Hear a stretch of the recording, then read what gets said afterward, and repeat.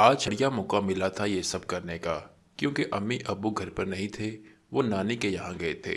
और वैसे भी मैं ये सब पहले कभी नहीं किया था, तो मुझे थोड़ा डर भी लग रहा था। दीदी भी करने में थोड़ा हिचकिचा रही थी। ये मेरा पहली बार था। वो भी ये मौका मुझे मेरी दीदी ने ही दिया था। दीदी बोली, अरे छोटू, तू तो बहुत फास्ट है। मैंने कहा, मुझे ये सब करने में बहुत मज़ा आता है। दीदी बोली, छोटू, थोड़ा आराम से करो, मैं इतनी तेज़ी से नहीं कर पाऊंगी। मैंने कहा, दीदी, इस दिन का हम कितनी बेसब्री से इंतज़ार कर रहे थे, लेकिन देखो आज हमें ये दिन बड़ी मुश्किल से मिल ही गया। अम्मी अब्बू नानी के घर गए थे।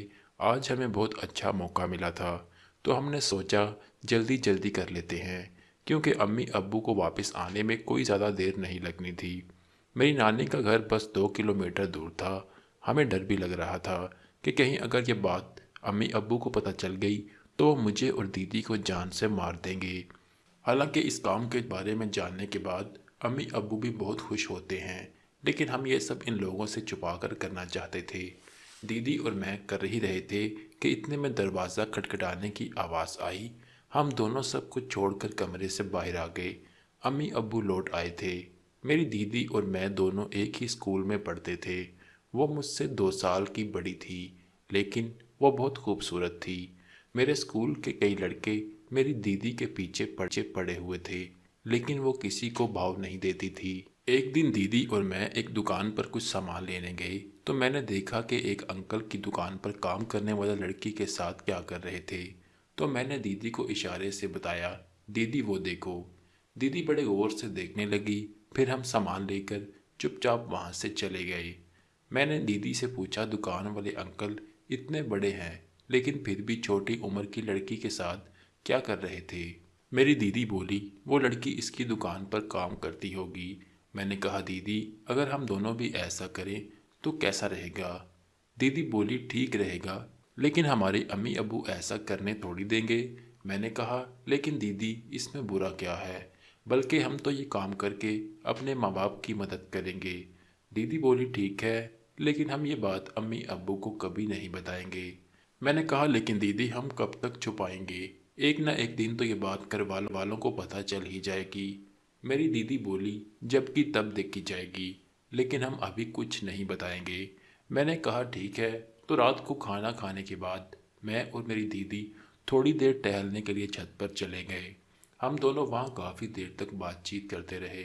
दीदी बोली, भाई तू अभी बहुत छोटा है, वो काम जो हमने सोचा था वो सही से कर लोगे। मैंने कहा, क्या बात करती हो दीदी, इसमें कौन सी बड़ी बात है।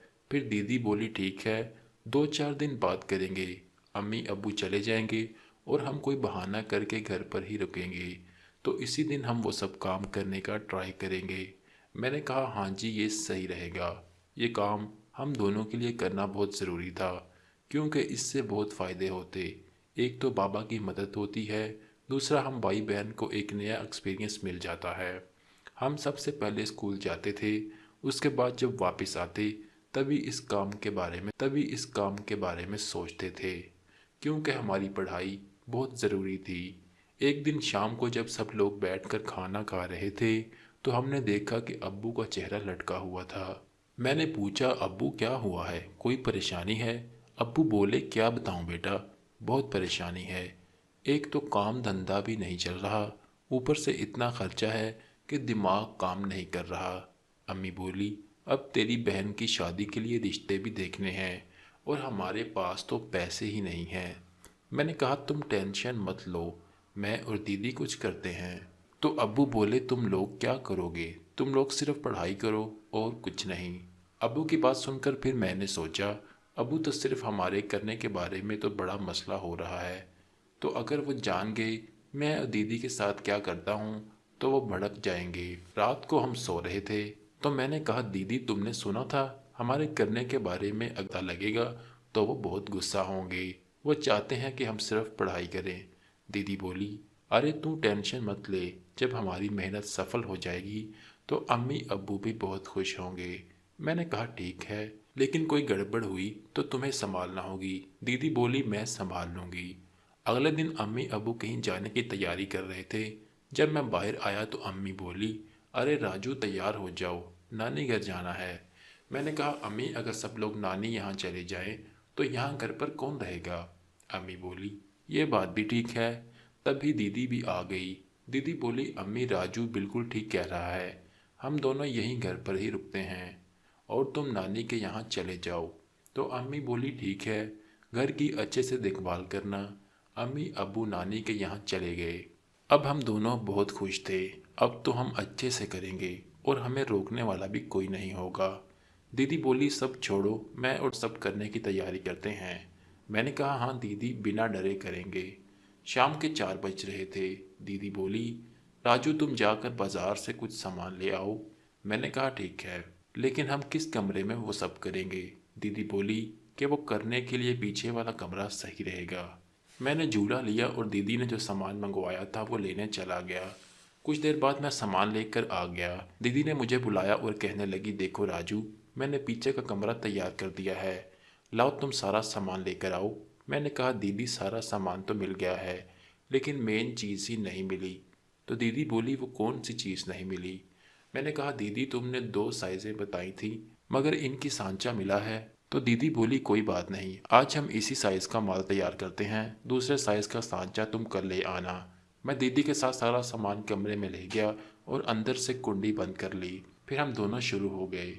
मैं बहुत तेज़ तेज़ कर रहा था। दीदी बोली अरे थोड़ा आराम से करो, कहीं कुछ गड़बड़ ना हो जाए। मैंने कहा दीदी कुछ गड़बड़ नहीं होगी। उस दिन दुकान पे वो अंकल उस लड़की के साथ कर रहे थे तो मैंने बड़े गौर से देखा था। हमने करीब 1 घंटे तक मिलकर काम किया।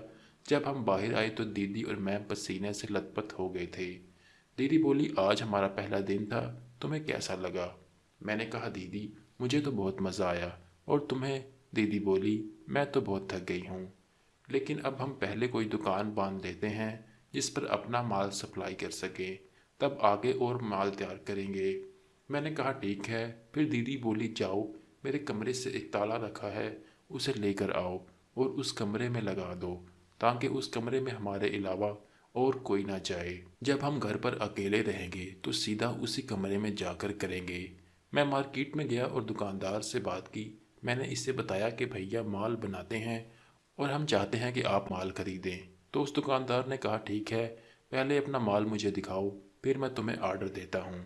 मैंने घर आके ये बात दीदी को बताई तो बहुत खुश हुई और बोली ठीक है राजू, तुम कल ही अपना बनाया हुआ माल उस दुकानदार को ले जाकर दिखाओ। मैंने कहा ठीक है दीदी। अगले दिन मैं थोड़ा सामान लेकर उसे जाकर दिखाया तो वो बोला माल तो ठीक है।